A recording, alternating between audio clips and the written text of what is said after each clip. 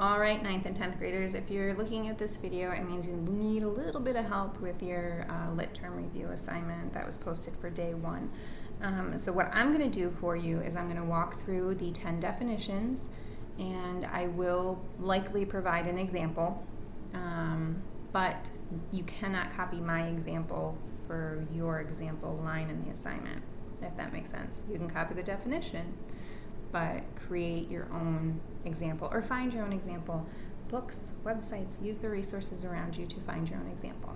Okay, so number 1 on your sheet is a simile.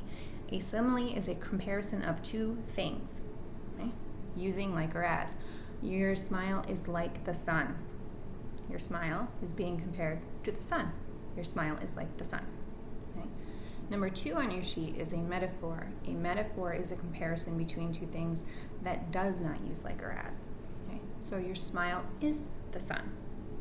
Easy peasy. And this is something that's learned in elementary school, but the like or as always tweaks people out a little bit, so make sure you get those down. The next one on your list is situational irony. Situational irony is when the opposite of what you expect to happen happens. Usually this big giant twist or reveal at the end is typically ironic.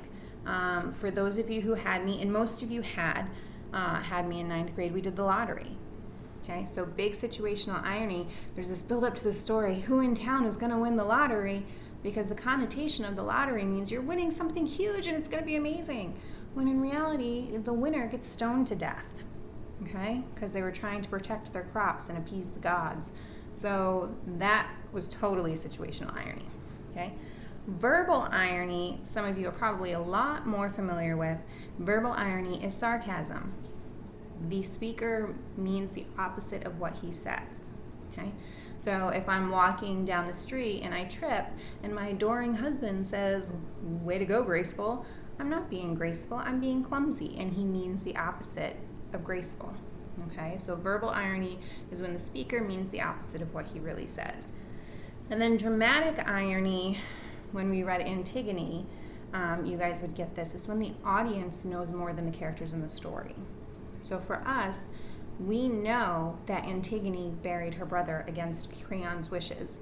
Creon does not know this and believes a man did or a guard did because they were corrupted and paid off. So we knew Antigone buried Polynices. Creon didn't. That's dramatic irony, when we, the audience, know more than the characters in the story.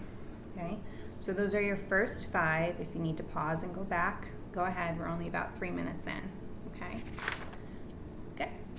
All right, number 10 is, or not number 10, number 6. I'm looking at a different sheet. Your next one is symbolism. Okay, and symbolism is something that surrounds you all the time. You are surrounded by symbols every day, probably every minute of the day, especially those of you who are on your phones a lot. There's symbolisms popping up everywhere. Okay, so symbol is when an abstract idea, which is something not tangible, which means it's something that's not physical or can't be held, is represented by a concrete object, a tangible object, a real object. So when one thing represents something else.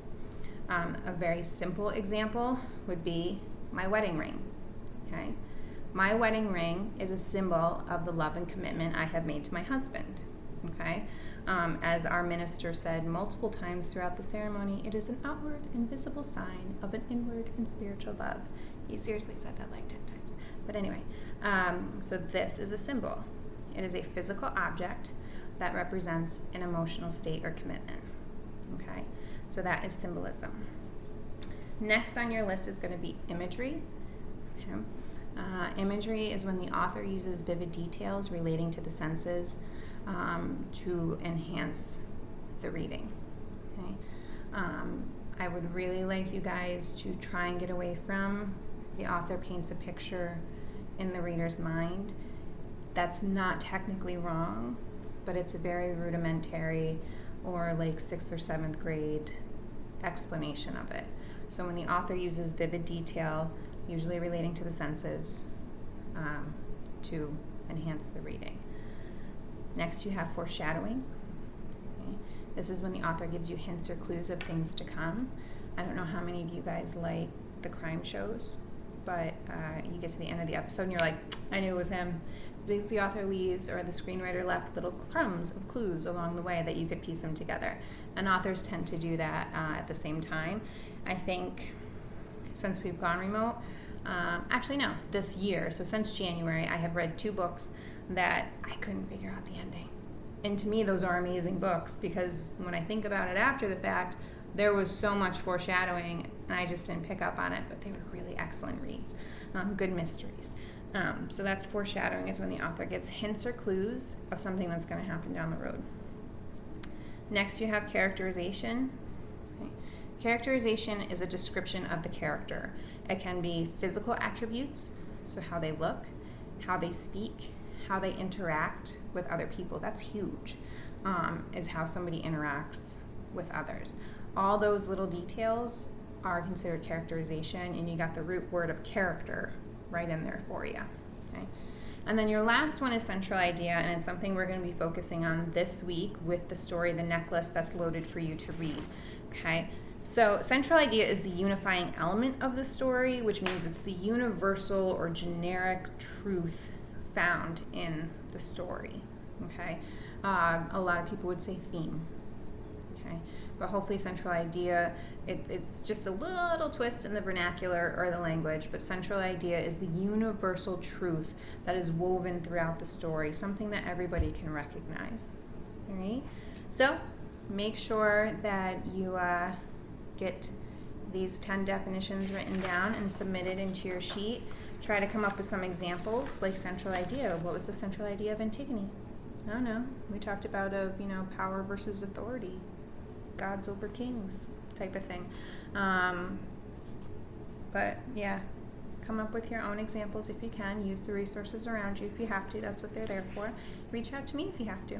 That's what I'm here for. So if you have any questions, you know where to reach me, and I'll talk to you guys later.